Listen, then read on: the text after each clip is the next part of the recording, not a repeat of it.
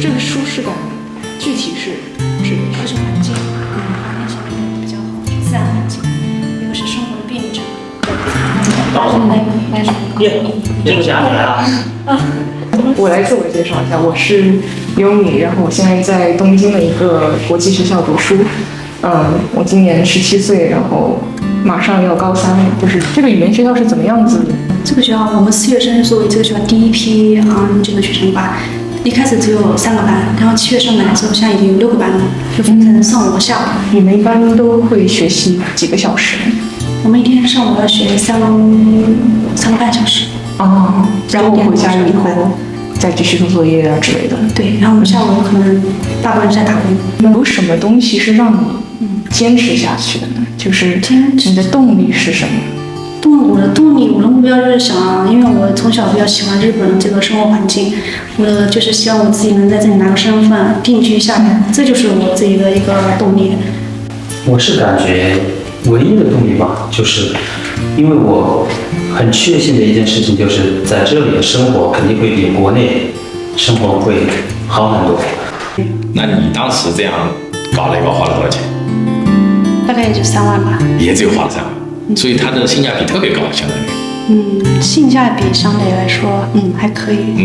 因为正常情况下，你要来10多万吧，10来万我估计至少。我女儿的学费1年200万。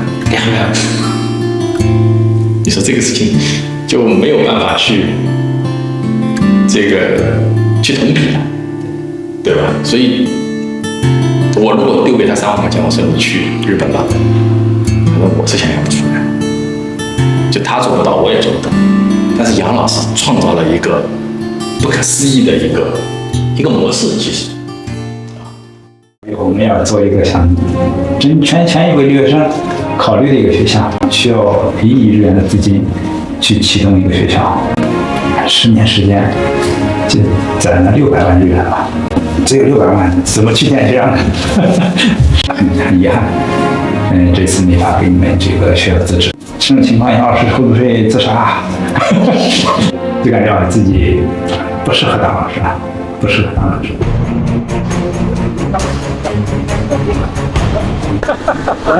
太难了。计划已经出来了嘛？1700平方嘛。这个建成以后，我们就是全业最大的了。这就是你的名字，杨少荣。对，这是我们公司我的名字。你挺厉害。对，他是其实做事情嘛，每一个就像我们今天的相遇一样，每个和你相遇的人都会在你的人生中。我是03年7月份大学毕业嘛，我03年4月份来的日本。父母的意愿就是想让我留在国内考公务员。其实我们山东啊，比较保守。山东毕竟是孔子的故乡嘛，儒家文化影响很深。大家同取就是说，无论家里的意愿也好，还是自身的意愿也好，从政啊都是当公务员都是首要的选择嘛。高考的成绩也不错，当时报考了中国人民公安大学。不像现在啊，大家考公务员也好，考大学都有好多补习班去给你做考前的对策，完全没有的。就一个人就跑到宾馆里去面试去了。现在，用现在话就虎头虎脑的，什么也不知道。那第一关就给刷下来了，调剂到了聊城大学，那时候还叫聊城师范学院，调到了历史教育专业。我们那是师范嘛，其实出来以后啊，就是高中老师。当时我一直到大学毕业都很内向，非常内向。到现在侃侃而谈了，站上讲台以后，这个腿抖的，真的是有一点扶着那个教科桌还站不住的那种感觉，就感觉自己不适合当老师，不适合当老师，就也有这个原因，就可以说，逃避现实嘛。你如果是留在国内的话，不去考研，你要去高中当老师的话，就只有这一条道。就像现在的话，就是考研，就像国内是考研是延缓就业是一样的，自己去留学延缓就业，可能也有这个想法在里面。来到日本以后呢，就是先读语言嘛，是日语零基础的。我在国内那时候也没有什么日语补习班，就自己用课余时间看了一些，好像当时用的是标准日本语啊。现在大家日本语比较多一点，就自己学了一点，听着那个 CD 啊。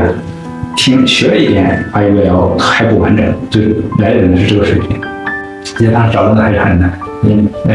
当时的1个小时大概是800日元左右吧。那时候我记得父母就是普通老师的工资才我们上面那儿才500-600块钱，已经很高了。我们在这边上一天，有可能给国内的父母上1个月的挣得多。大家除了工作之余，对学习也是挺上心的。有时间，记得我们当时上那个打工的时候，因为时间比较少嘛，学习时间比较少，把这些单词啊、语文法都写到胳膊上。大家刷碗的时候，因为写到手上，刷碗的时候刷掉了，写到胳膊上，大家有时间的时候休息，工作之余休息的时候看一下。前一天那些用法、单词都背一下，时间就像海绵，就叫海绵里的水，只要挤就会越干。确实是这样，我们当时我记得时间都是挤出来的。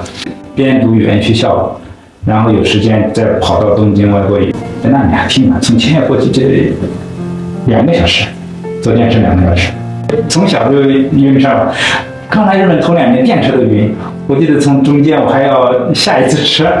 然后去厕所里吐1次，我再坐车再去上学，这样经历了半年，到现在记忆犹新。当时我们的教授嘛，一个真米一个教室里总共有10几个，不到10个同学，小课堂，教授在前面抽着烟。这是不允许的啊！然后就是说，我喜欢抽烟，你们不要举报我啊！你不要举报我。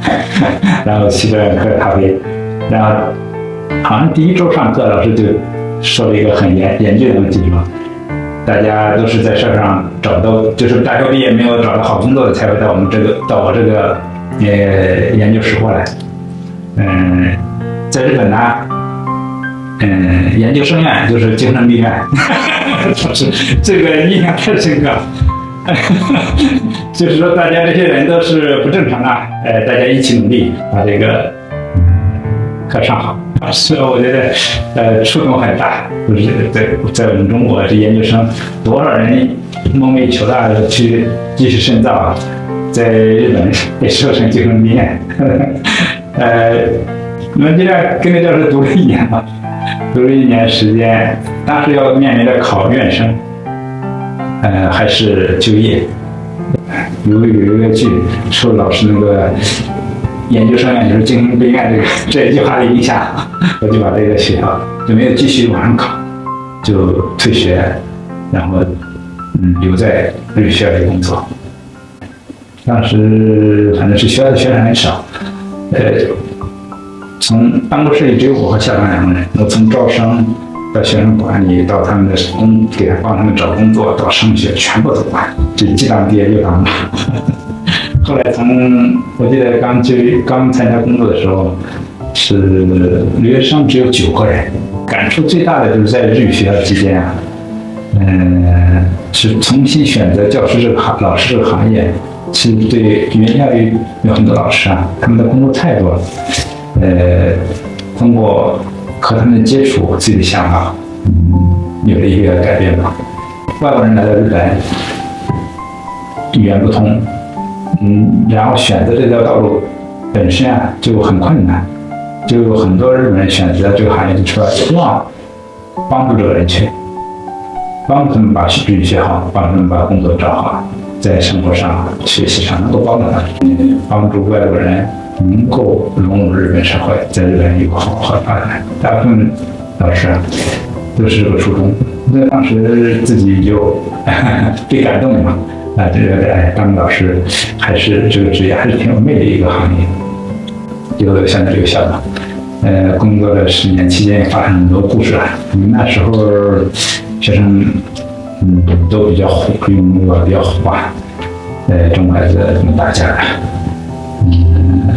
偷东西啊，经历很多事情。通过自己的努力啊，找到工作的，自己创业的，几乎反正是大部分都想方式吧，留在日本了。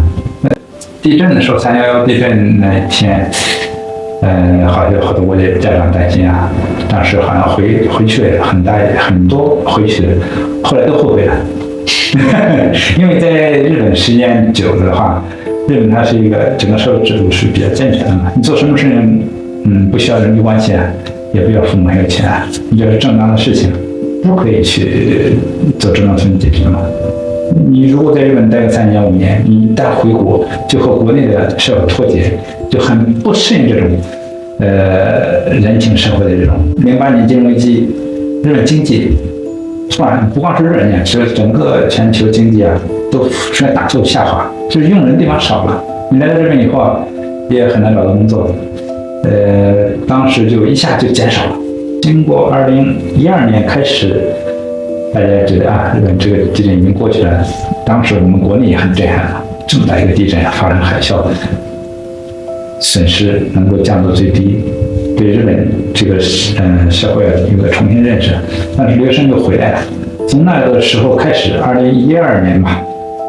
开始就出现一个非常留学市场就是出现一个非常好的阶段，一直持续到现在。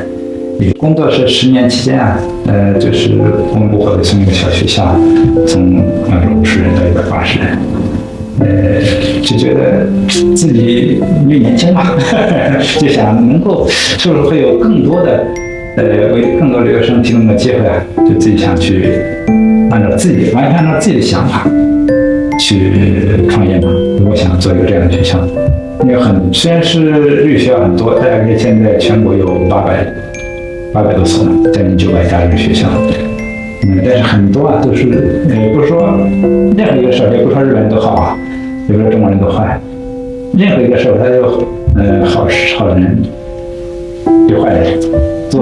做一个经营者也好，也有一部分经营者是做投机的，也有一部分经营者是真为教育好。想做贡献的，那这样就是参差不齐。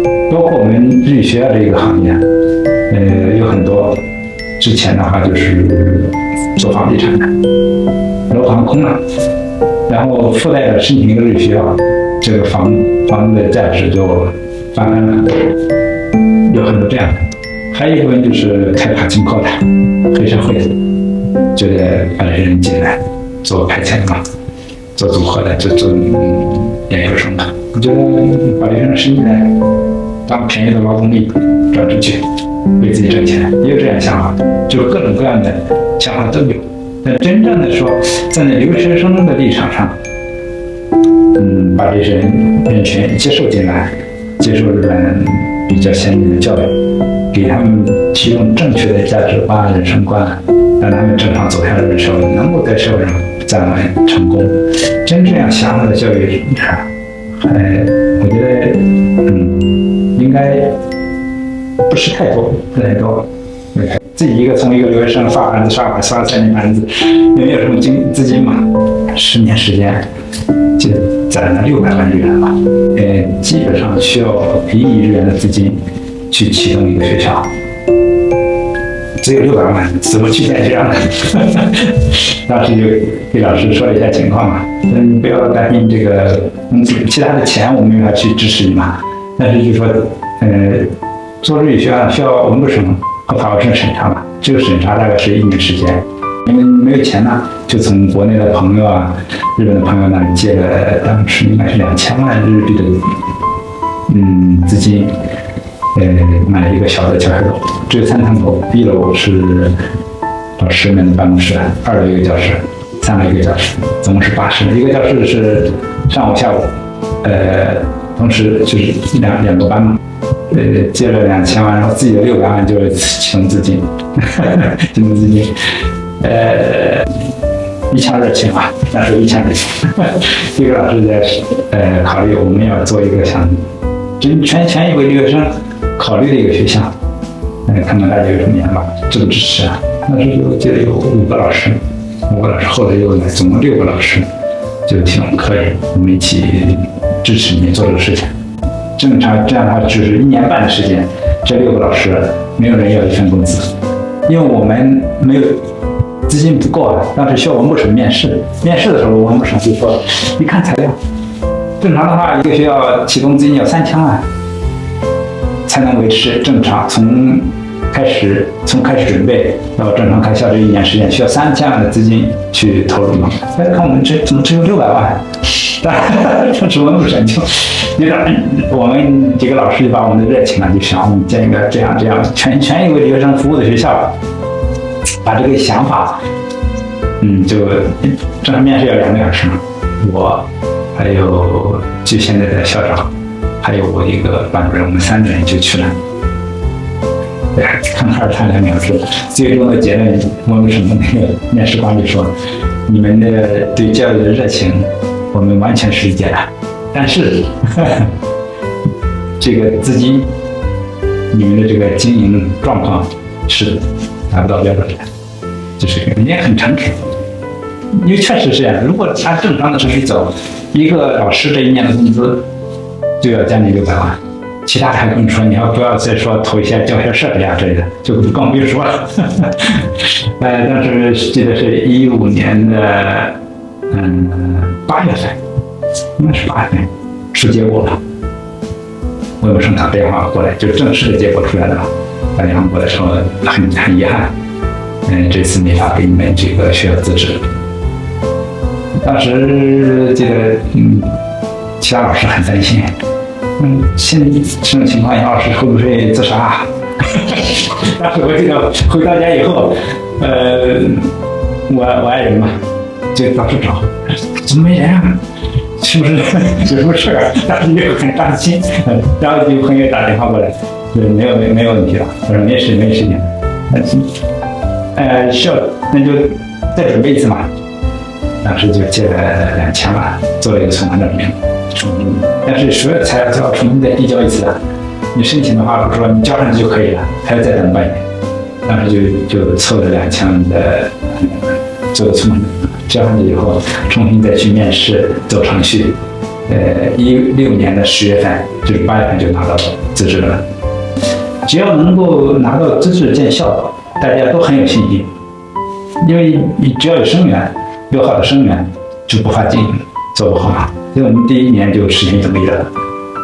第1年实现盈利之后，因为虽然老师们不要工资，但作为一个经营者来说，你不能不表示嘛，你也不能说占便宜啊之类的。作为一个经营人，如果不把员工的利益放在手里，我觉得这个公司它是走不长的。1年拿到盈利之后，我们就给所有的这6个老师每个人买了一份养老保险，就是一直这个作为一个企业文化来说，就是把员工的利益、学生的利益永远放在第一位，这是我们一个最基本的。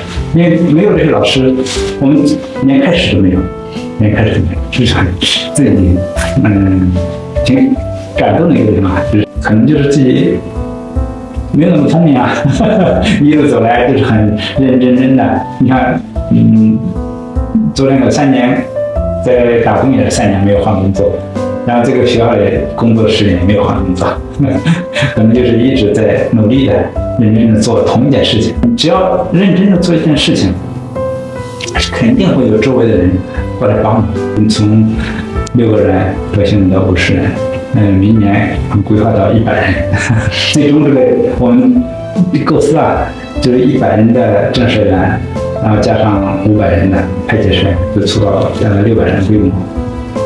自己的构思，可能未来快到5年，慢到10年，就想实现这个目标吧，一个小目标。所以说这个球员其实不只是学生的梦想，也是老师的梦想，对，也是你们的梦想。对，这就是我们建校当时一个初衷。对我们，其实做教育，你它本身不是一个盈利行业，你怎么去做？不过包括如果你去短期的去注重利润，把这个利润率做一个提到最高，但是你可能会失去长期的一个规划。如果你把短期的利润这个平衡掌握好的话，企业就按一点点的成长。我们是选择的后边，所以就是我们之后的发展。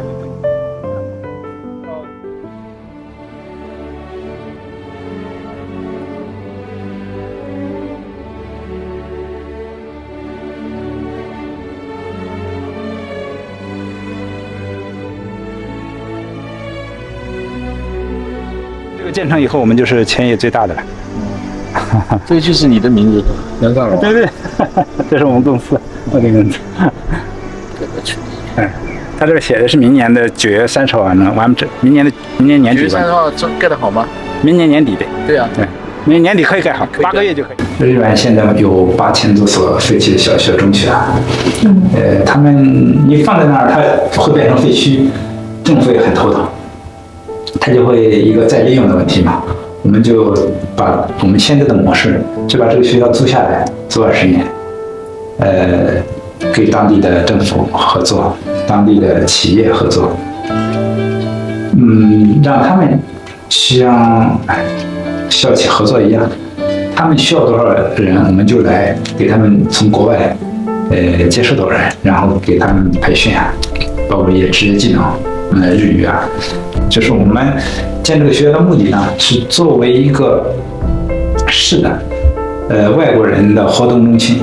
就你有任何困难，不光是学习上的，工作也好，生活也好，哪怕结婚啊、生孩子啊、找房子这些事情，我们都可以给你提供相应的服务、法律援助，让你可以安心的在这个地方生活。现在日本老龄化比较严重嘛，可以带动当地的一些就业啊，因为这个学校哪怕100人需要成立柴丘，包括食堂啊、住宿啊，会带动很大的周边的一个经济效应啊，就业岗位啊，可以提供很多。就是说这是我们的一个商业模式嘛，希望能够快速的复制到全国去。目标就5年嘛，5年内建10所，最终的目标是建50所。可能那个时候我已经干不动了，稍微干不动了。目标是50所、50所这样的情形，这是我们一个长期的规划嘛。就可能3年之内，我们就可以实现全业第一。做一个项目，全以为留学生考虑的一个学校。